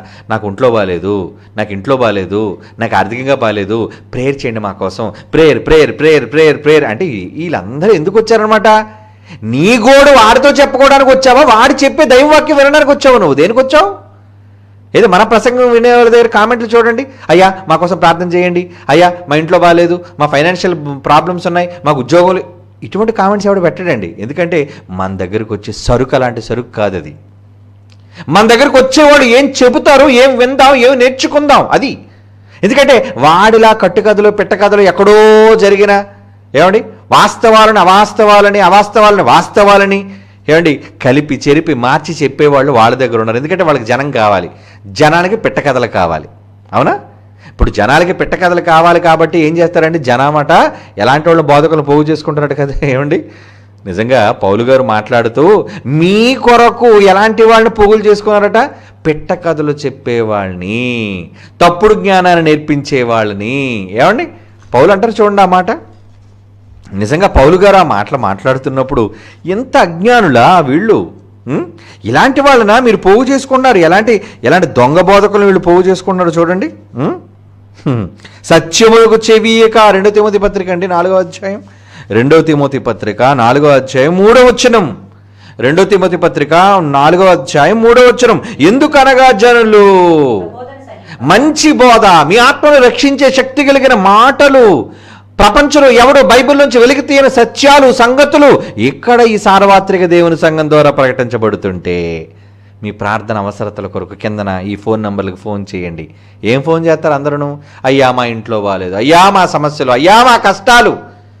దేవుని సమస్యలు దేవుని కష్టాలు ఈ మనుషులకు పట్టడం లేదు అంటే వీళ్ళు ఎంత వ్యతిరేకంగా ఉన్నారో చూడండి. కనుక జనులకి ఏం కావాలి? హితబోధ. ఇలాంటి బోధ వాళ్ళు ఖండించేది, వాళ్ళు బుద్ధి చెప్పే బోధకులు వాళ్ళకి వద్దు. ఏంటంటే బాబు ఇంత తిడతారు ఎప్పుడును. అవును మరి, కొట్టే మాస్టర్ చెడ్డోడు, అవునా? దండించే ఉపాధ్యాయుడు కఠినుడు, మరి నిన్ను ముద్దించేవాడు, నిన్ను పడుకోబెట్టేవాడు, తర్వాత నేను ఫెయిల్ చేసేవాడు, ఆ తర్వాత నీ జీవితాన్ని నాశనం చేసేవాడు, చదువు అబ్బకుండా చేసేవాడు, వాడు మంచోడా? అవును, ఈ లోకానికి వాళ్ళే కావాలి. అది అంటున్నాడు చూడండి, జనులు హితబోధను సహింపక దురద చెవులు గలవారే తమ స్వకీయ దురాశలకు అనుకూలమైన బోధకులను తమ కొరకు పోగు చేసుకొని సత్యమునకు చెవియక కల్పనా కథల వైపు తిరుగు కాలము వచ్చును అని 2000 సంవత్సరాల క్రితం అన్నాడు. ఇప్పుడు వచ్చెను అని బైబిల్ ఓపెన్ సిటీ చెప్తుంది. వచ్చేసింది చూడండి. ప్రతివాడు ఆదివారం అయ్యేసరికి లైవ్లో వాడుకునే ప్రసంగాలు ఏం మాట్లాడతాడు సబ్జెక్టు. ఏమండి రేపు సెమినార్లో జైశాల్ గారు, మీకు ముందే చెప్పాను, జైశాల్ గారు ఒక వండర్ఫుల్ టాపిక్ మాట్లాడబోతున్నారు. అలాగే నేను కూడా ఒక వండర్ఫుల్ ఇన్ఫర్మేషన్ మీకు తీసుకురాబోతున్నాను. ఏమండి దానికి సంబంధించి ఏమో నాన్న ఒకళ్ళ పాస్ట్ ఉంటే ఒకసారి చూపించు. ఎందుకంటే అదిగోండి చూడండి ఒకసారి, భూభ్రమణంలో గ్రహణం ధృవీకరించిన క్రీస్తు మరణం. కిందన ఏం రాసింది తెలుసా? Sensational, historical and scientific topic. అవునా? యేసుప్రభు మరణించాడు మరణించాడు మరణించాడు అని అందరూ చెప్తారు. మరణించాడు అని ప్రకృతిని సాక్ష్యంగా పెట్టి చెప్పేవాడు ఎవడున్నాడండి? అదేనండి, అదే సెన్సేషనల్ టాపిక్. రేపు జరిగే 2021 సెమినార్లో మాట్లాడబోతున్నాను. ఇది ఏంటది చూడండి. భూభ్రమణంలో ఈ తిరుగుతున్న ఈ భూమి భ్రమణ పరిభ్రమణాల్లో గ్రహణాలు సంభవిస్తాయి కదా, గ్రహణాలు. ఆ గ్రహణం ధృవీకరించిన క్రీస్తు మరణం అంటే క్రీస్తు మరణానికి గ్రహణం సాక్షిగా ఉందట. రే క్రీస్తు చనిపోయాడు రా, పలానా చోటు చనిపోయాడు రా, పలానా చోటు ఆయన సిలువేయబడ్డాడు రా అని సాక్ష్యం చెప్పింది ఎవరో తెలుసా? సూర్యుడు, చంద్రుడు, ఈ భూమి, ఈ 3 భ్రమణ పరిభ్రమణాల వల్ల జరిగిన గ్రహణంలోని ఈ ప్రపంచానికి రుజువు నిరూపించబోతుంది. That is Universal Christian Christ Church. That is Bible Open University India International. అదండి సబ్జెక్ట్ అంటారు దీన్ని. ఏమండి సెన్సేషనల్, హిస్టారికల్ అంటే చారిత్రాత్మకమైన, అలాగే అండ్ సైంటిఫిక్, ఏదో కట్టుకథలు పెట్టకథలు కల్పనా కథలు. ఏమండి ఈరోజు జనం అంతా ఏం చెప్తారండి? పెట్టకథలే కదండి, పెట్టకథలు చెప్తారు. జనానికి కూడా ఏమైపోయిందంటే పెట్టకథలో వినటం అలవాటు అయిపోయింది. వాక్యం వద్దు వీళ్ళకి, వాక్యం వద్దు. కానీ బైబిల్ ఓపెన్ యూనివర్సిటీ మహాజ్ఞానానికి పెట్టింది పేరు. ఏమండి కాదనగలరా ఎవరైనా? చెప్పండి ఎవరైనా. మేము చెప్పే సబ్జెక్ట్స్ను మించి ఎవడు చెప్పగలుగుతున్నాడు ప్రపంచంలో? అమెరికా వాడు బొత్తిగా బుద్ధిహీనుడు. ఆస్ట్రేలియా వాడు బొత్తిగా బైబిల్ తెలియని మూర్ఖుడు. ఇలా ప్రపంచంలో ఎవరైనా సరే ఈరోజు పాశ్చాత్య దేశాల్లో మహాజ్ఞానం ఉందని మరి ఇంచుమించు 2 దశాబ్దాల క్రితం రంకెవేసిన జైశాలి గారు ఏమని మహాజ్ఞానం తూర్పు దేశాల్లో ఉంది అని సింహగర్జనలో పాఠం రాశారండి ఆయన. ఎస్, ఇదేనండి మహాజ్ఞానం. మహాజ్ఞానం అంటే యేసుక్రీస్తు వారు మరణించారు, సమాధి చేయబడ్డారు. ఆయన అసలు కొంతమంది మూర్ఖులు అన్నారు యేసు ప్రభు సిలువ వేయవాడలేదు అన్నాడు కదండి. అహ్మద్ దేదాద్ లాంటి దౌర్భాగ్యుడు, వాడి కుక్కలు, వాడి అనుమాయులైన వాళ్ళందరూ కూడా ప్రపంచంలో బౌ బౌ బౌ బౌ అరిచి అరిచి అరిచి అరిచి చచ్చాడు ఆ మోక కుక్క అహ్మద్ దేదాద్. ఆ తర్వాత ఆడి శిష్యుడిగా బయలుదేరిన వాడు జకీర్ నాయకుడు గారు ఈరోజు పరారైపోయి పకీరుగా మిగిలిపోయాడు వాడు కూడా. ఇంకా తర్వాత వాడు తాలూకాలందరూ ఎక్కడ దొంగలు అక్కడే గప్చప్, నిశ్శబ్దం. వీళ్ళంతా మాట్లాడి తెలుసా యేసు సిలువ వేయబడ్డాడా? అసలు నిజంగా యేసు ప్రభు సిలువ భూమి మీద జరిగిందా? మీ బైబిల్లో మీరు రాసేసుకున్నారు. రే బైబిల్లో రాయబడింది ఎంతవరకు సైంటిఫిక్గా, హిస్టారికల్గా. ఏమండి ఈరోజు భూమి, చంద్రుడు, సూర్యుడు ఈ భ్రమణ పరిభ్రమణాల్లో జరిగేదే కదా. గ్రహణం ఎప్పుడు వస్తుందో చెప్పండి? భూమి తిరగాలి, సూర్యుడు తిరగాలి, చంద్రుడు తిరగాలి. అదే ఈ భ్రమణ పరిభ్రమణాల్లో సంభవించే గ్రహణం రా సాక్షిగా చూపిస్తాను. ఎవడు కాదనలేని సత్యం.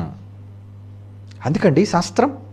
కనుక ఈ శాస్త్రాన్ని ఎలా బైబిల్ ముందు తీసుకొచ్చి పాదాక్రాంతం చేస్తున్నావో అది మిగతా ప్రపంచంలో ఏ బోధకుడికి చేత కాదండి. ఎవడికి చేత కాదు. వాళ్ళు ఎంతసేపు చెప్పేది ఏం చెప్తారు? ఏమండి ఏం చెప్తారండి వాళ్ళు? ఎప్పుడు కూడా కట్టు కథలు, కల్పనా కథలు. అలాంటి కల్పనా కథలు చెప్పేవాళ్ళు కాదర్రా. కానీ ఈరోజు జనాలు ఎలాంటి వాళ్ళు పోగేసుకున్నారు చెప్పండి? ఈరోజు జనాలు ఎలాంటి వాళ్ళు పోగేసుకున్నారు చెప్పండి? అలాంటి వాళ్ళే కావాలి వాళ్ళకి. ఇప్పుడు చదవండి పౌలు గారు అంటున్న మాట, మరొకసారి చదువుదాం. ఏమండి 2 తిమోతి పత్రిక 4వ అధ్యాయం 3వ వచనం 4వ వచనం. ఎందుకనగా జనులు హితబోధను సహింపక దురద చెవులు గలవారై తమ స్వకీయ దురాశలకు అనుకూలమైన బోధకులను తమ కొరకు పోగు చేసుకొని సత్యమునకు చెవియక వాళ్ళు చెప్పే కట్టుకథలు, వాళ్ళు చెప్పే పనికిరాని సోది కబుర్లు. ఏమంటే బైబిల్ మహాజ్ఞానమైన బైబిల్ దగ్గరికి ఏవేవో పనికిరాని సంగతులను తీసుకొని వచ్చి నిరూపించడం చేత కాని వాళ్ళు నమ్మండి నమ్మండి నమ్మండి నమ్మండి అని భయంకరంగా రుద్దుతూ అలా ఉన్నదండి ఈరోజు బోధన విధానం అలా ఉందండి. కాదండి. అందుకే పౌలు ఏమంటున్నాడు చూడండి, సత్యమునకు చెవియక కల్పనా కథల వైపు తిరుగు కాలము వచ్చును. అయితే పౌలు ఏమన్నాడు? నీవన్ని విషయంలో మితముగా ఉండు, శ్రమపడు, సువార్తికుని పరిచయి, నీ పరిచర్యను సంపూర్ణముగా జరిగించు అని ఇంకో హెచ్చరిక చేశారండి. 2 తిమోతి పత్రిక 3వ అధ్యాయం చివరి మాట అండి 17వ వచనం 16-17 వచనాలు చూడండి. 2 తిమోతి పత్రిక 3వ అధ్యాయం 16-17 వచనాలు ఏమున్నది అందులో?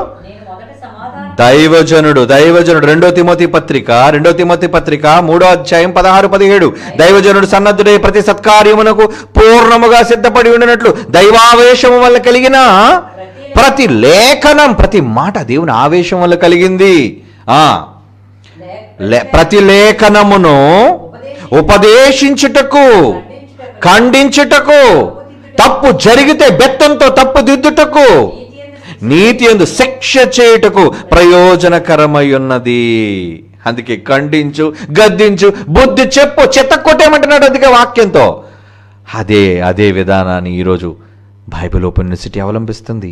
సార్వత్రిక క్రీస్తు సంఘం, the one and only universal church in the entire world.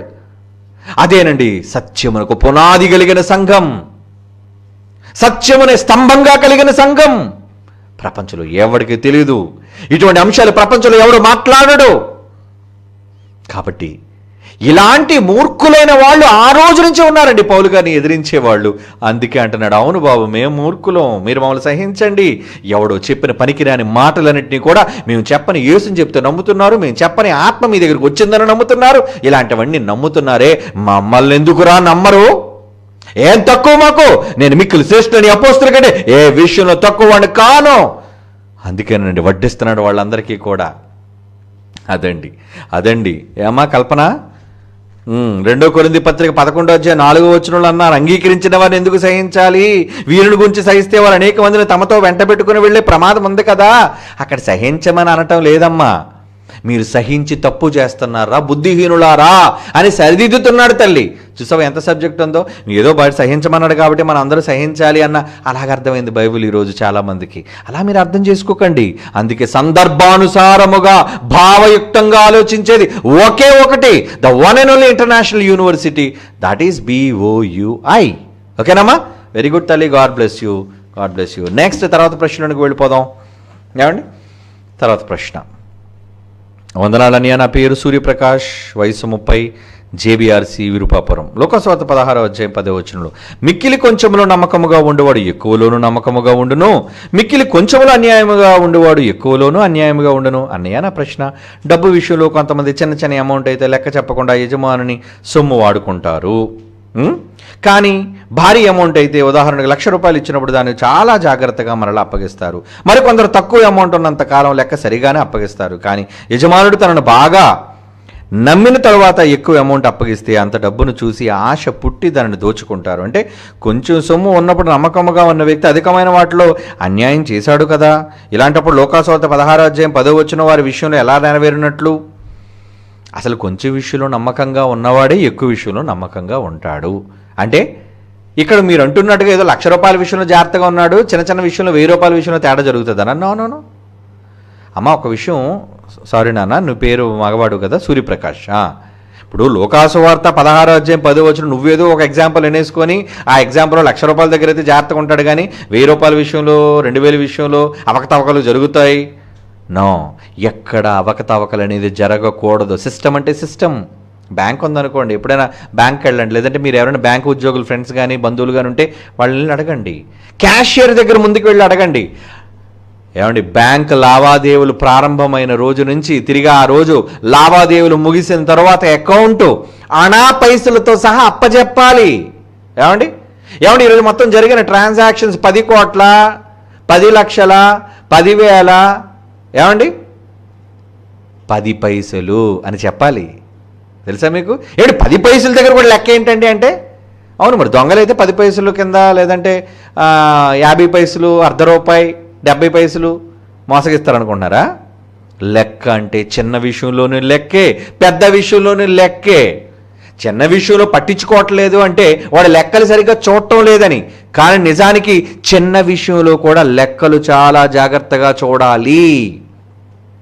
10 పైసల దగ్గర వీడు అబద్ధం ఆడాడంటే వీడు 10 కోట్లు 10 లక్షల దగ్గర కూడా అబద్ధం ఆడే పరిస్థితి ఉంది. అది దేవుడు చేస్తున్న హెచ్చరిక. అంటే చిన్న దగ్గరే వీడు దొంగతనం చేశారంటే పెద్ద దగ్గర దొంగోడు గాడాడు. మీకు అర్థమైందా? దాని భావం మీరు ఆలోచించండి. నువ్వేదో ఒక ఎగ్జాంపుల్ అనుకొని ఇటు చిన్న విషయంలోనే ఏదో ఒక 100లో 1000 తేడా వస్తే పర్లేదండి, లక్షల్లో అందరూ జాగ్రత్తగా ఉంటారు కదండి, మరి బైబిల్ ఎక్కడ ఎలా నెరవేరిందండి అనుకుంటున్నారు. లేదు నాన్న, బైబిల్ చదువుదాం ఒకసారి ఆ మాట. లోకాసువార్త 16వ అధ్యాయము, లోకాసువార్త 16వ అధ్యాయం 10వ వచనం. లోకాసువార్త 16వ అధ్యాయం 10వ వచనం. ఇక్కడ అన్యాయస్తులైన గృహ నిర్వాహకు కోసం మాట్లాడుతూ ఏమంటున్నాడంటే, మిక్కిలి కొంచెములో నమ్మకముగా ఉండేవాడు ఎక్కువలోనూ నమ్మకముగా ఉండును. నీకు ₹100 ఇచ్చినప్పుడు ఆ ₹100లో కూడా లెక్క, ఇదిగోండి ₹10 దీనికైంది, ₹70 దీనికైంది, ₹20 దీనికైంది అని ₹100 కూడా ఖచ్చితంగా లెక్క ఇచ్చేవాడు కరెక్ట్ మనిషి. చిల్లరంతా ఉంచేసుకొని ఏం జరుగుతుందో చెప్పకుండా, ఏమండి ఇక్కడ ₹50 దగ్గర నమ్మకంగా లేని వ్యక్తికి మీరు 50 లక్షలు ఎలా మీరు అప్పచెప్తారు చెప్పండి? కనుక ఇక్కడ చెప్తుంది ఏంటంటే, ఒక పెద్ద లెక్క అప్పచెప్పే బదులు ఒక పెద్ద బాధ్యత అతని మీద పెట్టేటప్పుడు అతని ముందు చిన్న విషయంలో నమ్మకంగా ఉన్నాడో లేదో చూడండి. ఆ మాట అర్థం అదే నాన్న.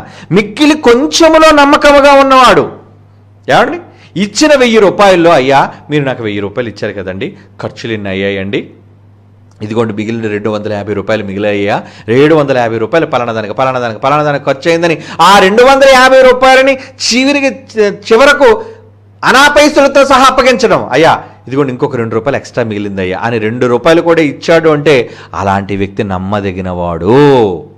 పైసలతో సహా లెక్కను అప్పగించినాడు. బ్యాంకు వాళ్ళు లెక్క చూస్తారు. నీకు ఎంతైతే ట్రాన్సాక్షన్ జరిగిందో పైసలతో సహా లెక్క చెప్పాలి క్యాషియర్, బ్యాంక్ యజమానికి.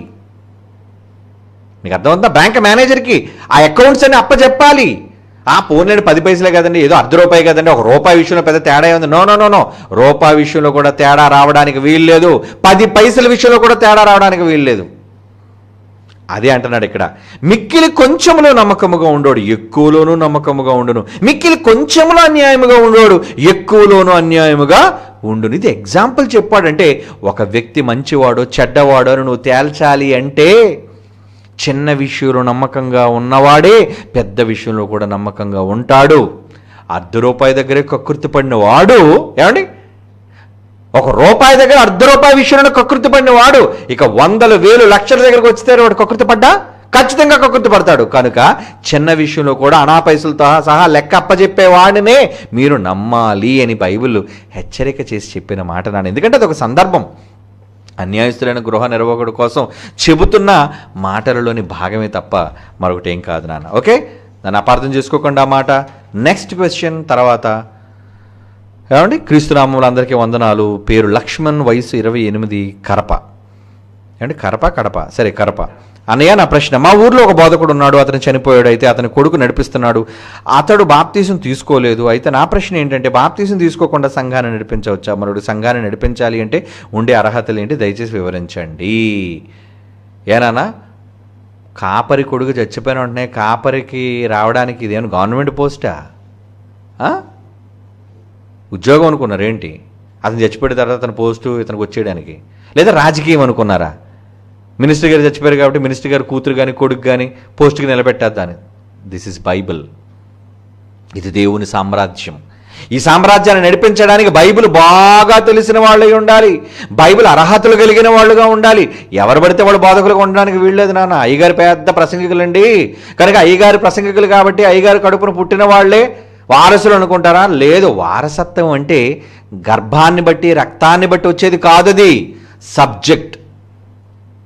అయ్యగారు వాక్యం చెప్పారంటే అయ్యగారుకున్న అనుభవం, అయ్యగారుకున్న వాక్యం ఏంటి అని చెప్పే సబ్జెక్ట్స్. అలాగే వాళ్ళ అబ్బాయి కూడా అసలు బాప్తీసమే తీసుకోలేదు. ఏమండి, నువ్వు చెప్పిన మాటల్లో అతను చనిపోయాడు, అయితే అతను కొడుకు నడిపిస్తున్నాడు, వాడే నడిపించడానికి. ఏమండి, అతను బాప్తీసం తీసుకోలేదంటే అయ్యగారు ఇంకా వీడి కొడుక్కే బాప్తీసం ఇవ్వలేదంటే అసలు వాడు అయ్యగారా? అసలు వాడి చర్చ నడిపించేది? అలాంటి చర్చకి ఎందుకరా వెళ్తున్నారు? వాళ్ళ చర్చలు కావు అన్నీ కూడా. అవన్నీ బడ్డీగూడులు, దుకాణాలు లాంటివి, కాసులు ఏరుకునే దుకాణాలు, అవన్నీ కూడా వ్యాపార కేంద్రాలు లాంటివి. అలాంటి వాటిని నమ్మి ఎప్పుడు వెళ్ళకండి. అందుకే చెప్తున్నాను, సబ్జెక్ట్ కావాలి. బైబిల్లో తర్ఫీదు. ఏమండి, ఇదిగోండి మన చెట్టు కింద ఎవడో ఉన్నాడంటే ఆపరేషన్ చేసేస్తున్నాడండి, ₹10 కానంటే వెళ్తారండి మీరు అడి దగ్గరికి. మరి ఎక్కడికి వెళ్తారు ఆపరేషన్ చేయించుకోవడానికి? MBBS, MS, surgeon. ఎందుకు? వాళ్ళు పట్టభద్రులు అయ్యారండి, యూనివర్సిటీలో చదువుకున్నారండి, ₹1,00,000 ఫీజు కట్టి చదువుకున్నారండి, ప్రాక్టికల్స్ చేశారండి, వాళ్ళకి అనుభవం ఉందండి. అలాంటి వాడి దగ్గరికి హాస్పిటల్కి మీరు వెళ్తారు కానీ ఎవడు ఫ్రీగా చెట్టు కింద ఉన్నాడు ఎవడో చేసేస్తున్నాడండి ఆపరేషన్ అంటే బస్తా కుట్లేసినట్టు కుట్టేసి చంపేస్తాడు మిమ్మల్ని. కనుక అలాంటి వాళ్ళు నమ్ముకొని వెళ్ళకండి. కనుక ఏదో గుడి పెట్టేసినంత మాత్రాన, ప్రతివాడు ఏదో 2 మైకులు పెట్టేసి పాట వేసినంత మాత్రాన, ఏదో 2 బంగారు వాక్యాలు ప్రతి ఆదివారం చెప్పేస్తున్నంత మాత్రాన వాడు ప్రసంగికుడని మీరు అనుకుంటే అలా? ప్రసంగికుడు అవ్వడానికి వాడికి బైబిల్ అర్హత కావాలి అంటే వాడు ఏం చదివాడు? బైబిల్లో డిగ్రీ. చాలామంది బుద్ధిహీనులు అంటారు, 1వ శతాబ్దంలో ఎక్కడైనా యూనివర్సిటీ డిగ్రీలు ఉన్నాయా? వాళ్ళకి ఏమైనా అర్హతలు ఉన్నాయా? బైబిల్ నేర్చుకోవడానికి అర్హత కావాలి. పెద్దలు అవ్వడానికి అర్హత చెప్పాడు, పరిచారకులు అవ్వడానికి అర్హత చెప్పాడు. ఏమండి, ఎవరిని నియమించాలని అర్హతలు చెప్పాడు. మరి బైబిల్ నేర్పించడానికి ఏ అర్హత లేదా? బైబిల్ చదివిస్తే చాలా, నేను చదివించుకున్నానండి, బైబిల్ దేవుడు నాకు నేర్పించేశాడు. నువ్వు నేర్చుకుని ఏం చెప్తున్నావు? అలా నేర్చుకొని చెప్పబట్టే ఈరోజు క్రైస్తవ్యాన్ని కుక్కల చింపిన విస్తరణ చేసేసింది ఈరోజు సమాజం, క్రైస్తవ సమాజం. ఎవడికి నచ్చిన బోధ వాడిది, ఎవరి డినామినేషన్ వాడిది. ఏమండి, ఇలా ఎవడు పడితే వాడు దేవుని వాక్యాన్ని చెప్పడం వల్ల నచ్చిన బోధల్లోనికి వెళ్ళిపోయారండి జనం అంతా కూడా. పోగులైపోయారండి ప్రసంగికులు, పోగులైపోయారు. కల్పనా కథలు, ఎవడు దాంట్లో సత్యం ఉండటం లేదు. అందుకే మీరు ఏమవ్వాలంటే, ఎక్కడ ఏ విశ్వవిద్యాలయంలో వీళ్ళు బైబిల్ నేర్చుకున్నారు, వీళ్ళు తర్ఫీదు ఎక్కడ పొందారు? ఏమండి, ఎక్కడో పలానా పనికిమాల యూనివర్సిటీలో చదివాడు అంటారు. ఏం చదివాడు? చదివితే క్రైస్తవ్యం అంతా ఒకటే అని చెప్పాలి, చదివితే డినామినేషన్ లేకుండా చెప్పాలి. అంతేగాని నేను పెంతుకొస్తానని, నేను బ్యాప్టిస్ట్ అని, నేను పలానాని ఈరోజు చెప్పుకుంటున్నారు అంటే వీళ్ళందరూ ఏ యూనివర్సిటీలో చదివారు చెప్పండి? వీళ్ళంతా కలిసికట్టుగా ఉండాలని బైబిల్ చెప్పిన ఆ విశ్వవిద్యాలయం వీళ్ళు చదివారా? లేదండి. ప్రతి డినామినేషన్కి వాళ్ళకు సంబంధించిన కాలేజ్, వాళ్ళ సిద్ధాంతాలు ఎక్కడ బోధిస్తారు. అలాంటి దగ్గర నేర్చుకున్న వాళ్ళు ఏంటండి సంఘానికి న్యాయం చేస్తారు? ఇదిగో పాస్టర్ గారు చచ్చిపోయి ఆడి కొడుకు బాప్తీసం కూడా ఇప్పించుకునే పరిస్థితి లేక, ఏమండి నిజంగా పాస్టర్ అయితే ఏం చేయాలి? ముందు నీ పిల్లలకు దేవుని జ్ఞానం నేర్పించి, మొదట నీ కొడుకు వాడు బాప్తీసం తీసుకొని వాడు దేవుని జ్ఞానాన్ని నేర్చుకుంటూ నేర్పించే స్థాయికి నువ్వు తీసుకొని రావాలి. అసలు బాప్తీసమే తీసుకోలేదు వాడికే ఉందండి అర్హత చర్చని నడిపించడానికి. ఇలాంటి దౌర్భాగ్యులైన వాళ్ళు గుడులకు వెళితే మీరు చెడిపోతారు, మీరు నరకానికి పోతారు. అది ఫైనల్. వద్దు, వెళ్ళకండి. ఎవరు అర్హత కలిగిన వాళ్ళు చూడండి. ఈరోజు బైబిల్ ఓపెన్ యూనివర్సిటీ ఈ స్థాయికి వచ్చింది అంటే బైబిల్ని మొత్తం వాళ్ళకి ఎసెన్స్ని పిండేశారు. బైబిల్ యూనివర్సిటీ చెప్పే బోధ స్వచ్ఛమైనది, 100% ప్యూరిటీ. ఇందులో ఏ కల్పితాలు లేవు, ఇందులో ఏ కల్పన కథలు ఉండవు. ప్యూర్ బైబిల్ ఎక్కడ మాట్లాడితే అక్కడ విశ్వవిద్యాలయం మాట్లాడుతుంది. బైబిల్ మాట్లాడిన దగ్గర విశ్వవిద్యాలయం నోరు మూసుకుంటుంది. మరి వీళ్ళు అబ్బాయి బైబిల్ చెప్పలేని దగ్గర కూడా మాట్లాడుతుంటారు. ఎందుకంటే అంతా దేవుడు బయలుపరచడం. వీళ్ళు బైబిల్ చదవడం అంటే ఏముండదు. ఈ రాత్రి నాకు దేవుడు బయలుపరిచాడు. ఏం బయలుపరిచాడు? నీ మొహం, అబద్ధాలని, తప్పులని. అందుకే కదండి వచ్చాయి ఈ స్వస్థతలన్నీ. అందుకే కదండి వచ్చాయండి ఈ దౌర్భాగ్యమైన ఈ పరిస్థితులని. క్రైస్తవులు ఎందుకు నెలకొన్నాయి చెప్పండి? అమ్మా రాత్రి నాకు దేవుడు ప్రత్యక్షమయ్యాడు, మీ ఇంటికి వెళ్ళమన్నాడు. మరి నాకెందుకు చెప్పలేదు? అయ్యగారిని మీ ఇంటికి పంపిస్తానని. అయ్యగారికి ఒక్కడికే ప్రత్యక్షం అవుతాడా? ఏంటండి దేవుడు పక్షపాత బుద్ధి. వీళ్ళు చెప్పిన తప్పుడు మాటలకు దేవుడు పక్షపాతిగా చేస్తున్నారు. దేవుడు పక్షపాతి కాడు. వీళ్ళు దుర్మార్గులు, దుష్టులు, వక్రీకరిస్తున్నారు. కనుకండి ఇలాంటి వాళ్ళు వీధికి ఒకటి పుట్టుకు రావటం వల్లనే ఈరోజు వాక్యం అపకీర్తి పాలైపోతుంది, అవహేళన అయిపోతుంది. సబ్జెక్ట్ అనేది ఎవరి దగ్గర లేదు. ఎవడు బైబిల్ నిలబడి ప్రశ్నించినా జవాబు చెప్పే సత్తా ఎవరి దగ్గర లేదు. కట్టుకథలు చెప్పుకోవడం తప్ప నిరూపించే దమ్ము లేదు ఎవరి దగ్గర. అలా దమ్మున్న ఒకే ఒక యూనివర్సిటీ, దట్ ఈస్ BOUI. అలా దమ్మున్న ఏకైక సంఘం అదే సార్వత్రిక క్రీస్తు సంఘం ప్రపంచంలో ఈ మహాజ్ఞానాన్ని నేర్పించేది. కాబట్టి ఇలాంటి దొంగ గుళ్ళుకి, ఇలాంటి దొంగ బడులకి వెళ్ళకండి, పాడైపోతారు. స్వచ్ఛమైన మహాజ్ఞానాన్ని మీకు నూరిపోయడానికి ఉచితంగా ఇక్కడ ప్రతి వారం నేర్పిస్తున్నారే. నేర్చుకోండి, సత్యాన్ని తెలుసుకోండి. అంతేగాని అబద్ధికులుగా అబద్ధాలను నమ్మి మోసపోయి నరకాగ్నికి జారిపోకండి. Okay, God bless you. Time అయిపోయింది. నెక్స్ట్ సాటర్డే మరలా కలుసుకొని ఇంకా చాలా ప్రశ్నలు ఉన్నాయి, వాటన్నిటినీ కూడా తెలుసుకుందాం. కళ్ళు మూసుకొని ప్రార్థన చేసుకుందాం. పరిశుద్ధుడైన తండ్రి దేవా, ఈరోజు నీ పిల్లలందరితో కలిసి సంభాషించుటకు, మీ వాక్యాన్ని పరిశోధించుటకు ఇచ్చిన సమయాన్ని బట్టి ధన్యవాదాలు. ఎందరు పిల్లలు ఏకీభవించి నిజాలను గ్రహించడానికి తమ సమయాన్ని కేటాయించి వాళ్ళు చూస్తున్నారు. వాళ్ళందరినీ నీ సేవలో, నీ వాక్యములో, నీ సత్యములో వాళ్ళని స్థిరపరచవలసిందిగా వేడుకొనిచున్నాం. అబద్ధాలను నమ్మి మోసపోయే అభాగ్యులైన వాళ్ళు ఎందరో ప్రపంచం నిండా కూకొల్లలుగా ఉన్నారు తండ్రి. అలాంటి వారి జాబితాలో నీ పిల్లలు పడి నాశనానికి జారిపోకుండా ఇదిగో ఈ సార్వత్రిక మీ కుమారుని సంఘము ద్వారా, ఈ విశ్వవిద్యాలయం ద్వారా ఈరోజు ప్రకటింపబడుతున్న ఈ ఉన్నతమైన వాక్యాన్ని అనేక మంది వారసులు కాగలుటకు అందరి మనోనేత్రాలు వెలిగించి దేవా, మీ దివ్యమైన సంగతులను రాబోయే రోజుల్లో ప్రకటించుటకు నన్ను, నా ఇంటి వారిని, నా కుటుంబీకులను, నా సహకారులను, నీ సేవలో ఇష్టలైన ప్రతి ఒక్కరిని సిద్ధపరచవలసిందిగా ప్రార్థిస్తూ క్రీస్తు యేసు వారి అమూల్యమైన నామములో ఈ ప్రార్థన మీకు సమర్పించుచున్నాము తండ్రి. ఆమేన్ అండ్ గాడ్ బ్లెస్ యూ.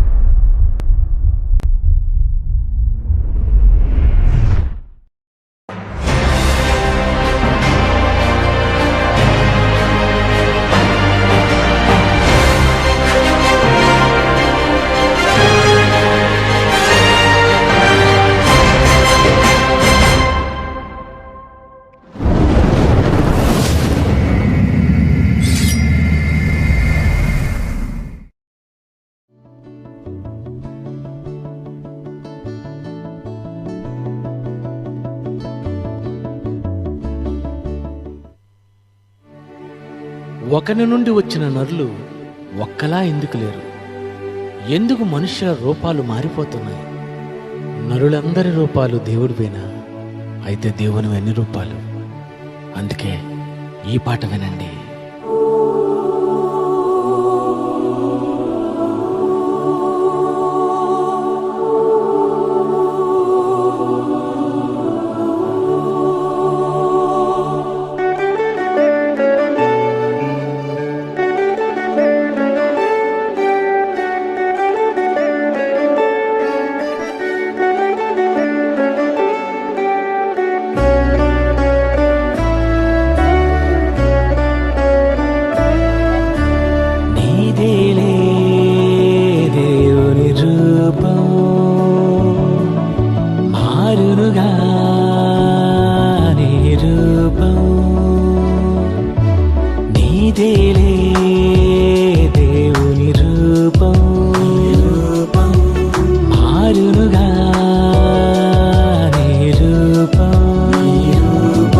పసివాని నుండి మారునుగా వృద్ధాప్యమునకు చేరునుగా, పసివాని నుండి మారునుగా వృద్ధాప్యమునకు చేరునుగా, మారెను రూపముగా అది ఎందుకు జరిగెనుగా? ఆ దేవుని పోలిక నీకు తెలిపిందిగా. నీ ఆత్మరూపమిలా మారిపోతుందిగా. నీదేలే దేవుని రూపం మారునుగా నీ రూపం.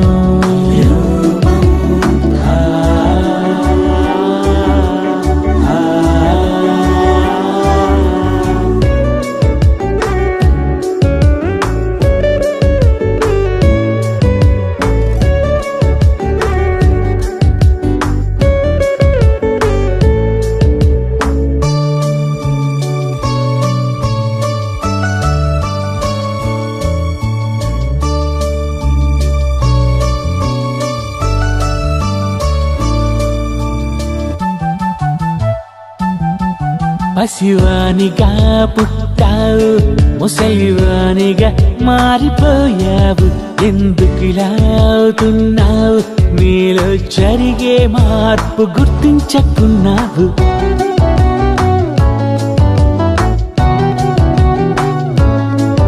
పసివానిగా పుట్టావు, ముసలివానిగా మారిపోయావు. ఎందుకిలా అవుతున్నావు?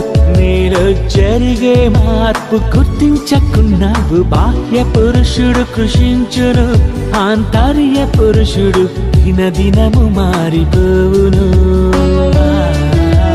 బాహ్య పురుషుడు కృషించును, ఆంతర్య పురుషుడు దినదినము మారిపోవును. కొంగలి పురుగే సీతాకోకై ఎగురును, నీ ఆత్మరూపం మార్చుకొని ఎగిరిపోవును. నీదేలే